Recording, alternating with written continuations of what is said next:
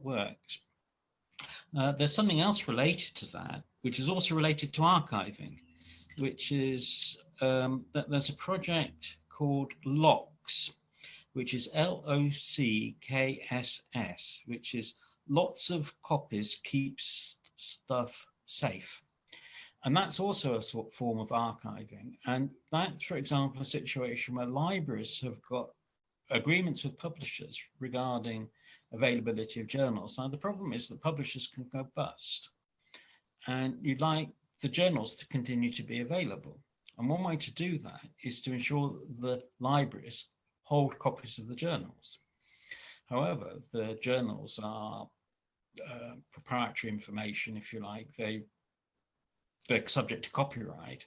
And so there's this problem of suspicion. And there's a legal concept called escrow, which is, for example, money that's kept in escrow means it's not yours, but it's not theirs either. It's in the hands of the court or of a solicitor who's an officer of the court. And LOCKSS, for example, supports the escrow holding of journals so that you can have a subscription to a journal that's sort of good for perpetuity, if you like. And even though the publisher goes bust, the library can have security of ownership. So if you like, this is an early version of sort of distributed ownership of stuff. Now, related to all of that, in some sense, certainly to DOIs, is the concept of a secure hash, which is central to the Git version control system. So every piece of text can be given a secure hash, and when you put it into Git, you get a secure hash. And it's extremely expensive and it's extremely unlikely that any other piece of text will have the same secure hash. The secure hash used by Git was broken recently. It used what would cost commercially about $250,000 of computing time to break that, to produce a collision, a hash collision. And given that you can do it for $250,000, and given that computing is getting cheaper, and given that bad agents are getting more influence and so forth, that's alarm bells, or it's, it's what's the word? A warning sign.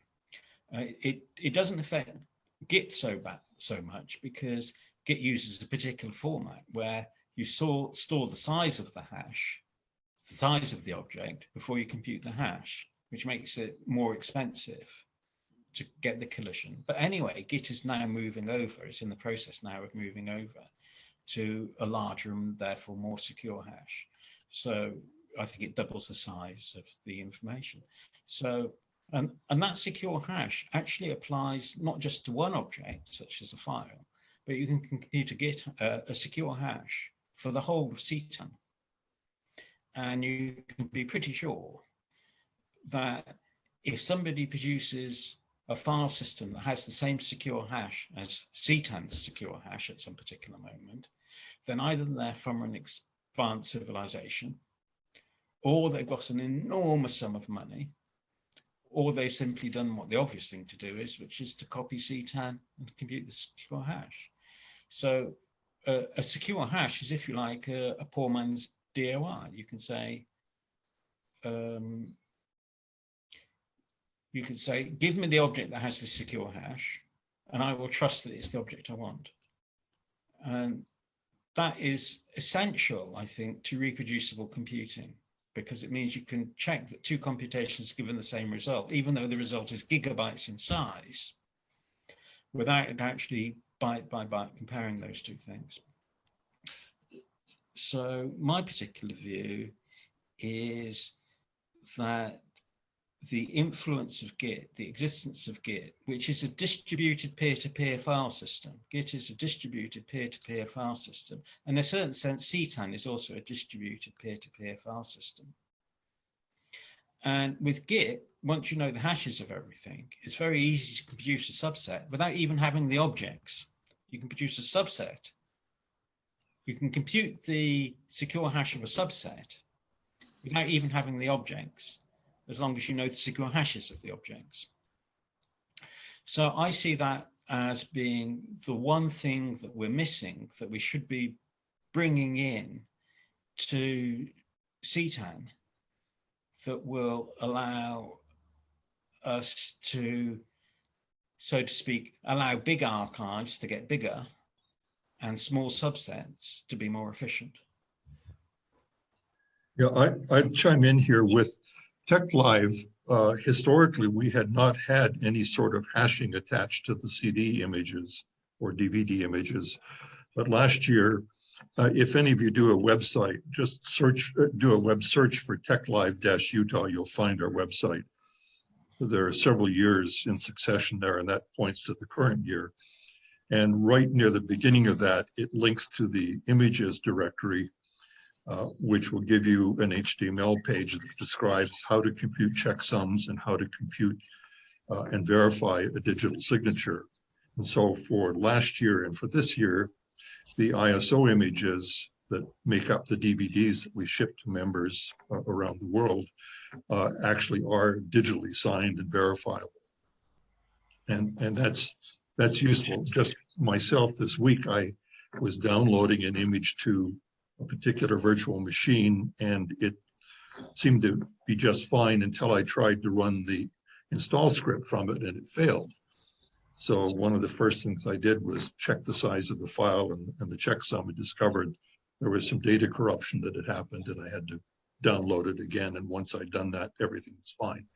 But I think that's important, and it really hasn't been recognized well enough. And I don't think there's been any activity to attach any kind of hash signatures to things that are in CTAN. It wouldn't be hard to do. You could simply go through the tree and record for each file name one or more hashes. In fact, having multiple hashes is a good idea, because if one is ever broken, the likelihood of two being broken at the same time is so small that it will never happen in the lifetime of the universe. If you take the tree and check it into Git, you get a secure hash for everything.